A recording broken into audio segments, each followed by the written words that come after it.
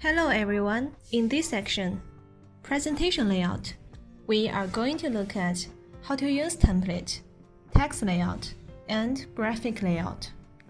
In the first part of this section, we are going to look at how to use template. Let's start with Create a new presentation. Double-click the Presentation button.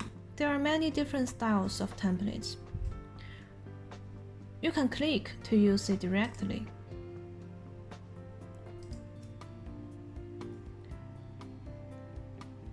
The templates will update very often, and there are different styles and themes, so you can choose one to meet your needs.